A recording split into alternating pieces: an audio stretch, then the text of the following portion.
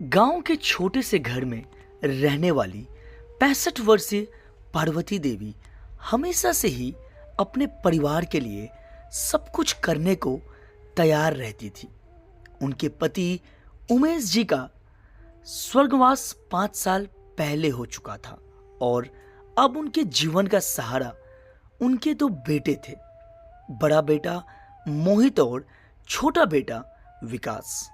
पार्वती देवी को उम्मीद थी कि उनके बेटे उनके बुढ़ापे का सहारा बनेंगे। मोहित बचपन से ही पढ़ाई में होशियार था। पार्वती देवी ने खुद मेहनत करके अपने बेटे को अच्छे स्कूल में पढ़ाया। कपड़े सिलाई करके, दूसरों के घरों में काम करके उन्होंने मोहित की फीस भरी।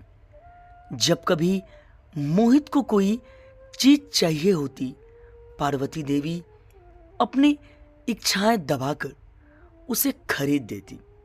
मोहित अब एक बड़ी कंपनी में मैनेजर बन चुका था और शहर में अपने परिवार के साथ रहता था, जबकि विकास अभी गांव में ही था और छोटा मोटा काम करके मां की देखभाल करता था।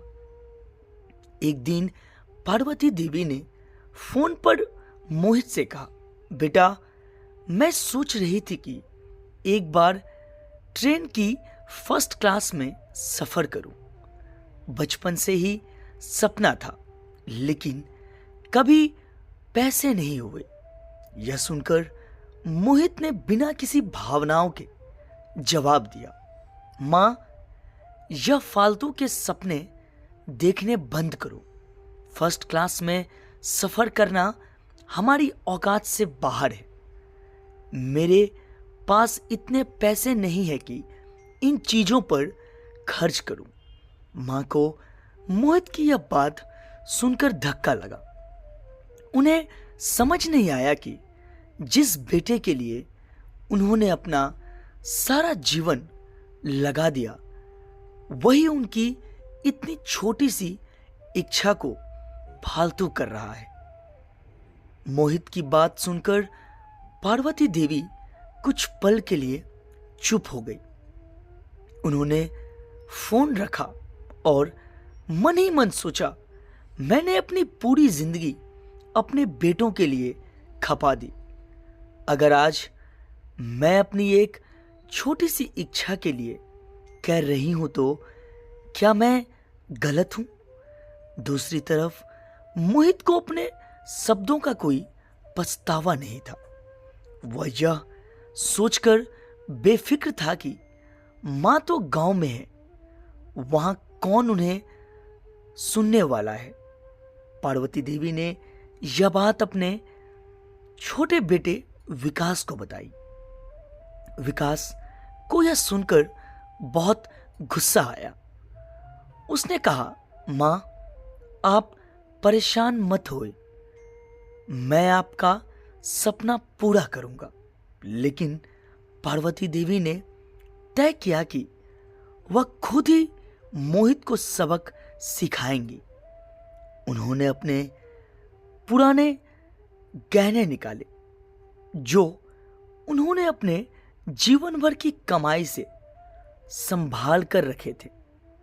उन्हें बेचकर उन्होंने फर्स्ट क्लास की टिकट खरीदी और शहर जाने की योजना बनाई।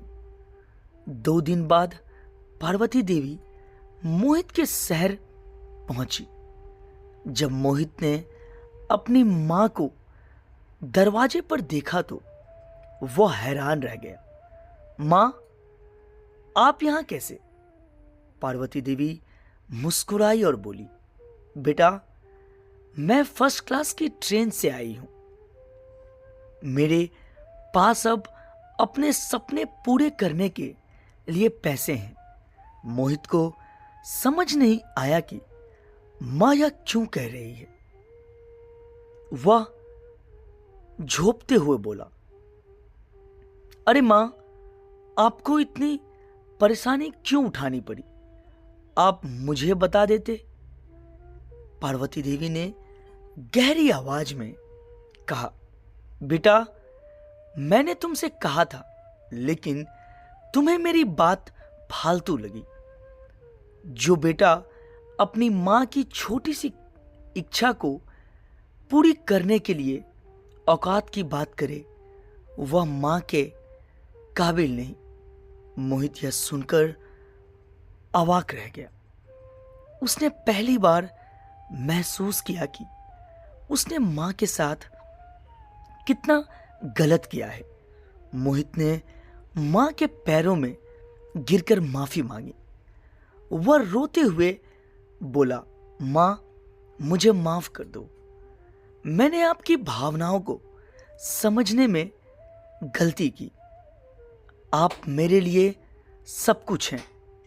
मैं आपका सपना पूरा करने में क्यों झिझकता।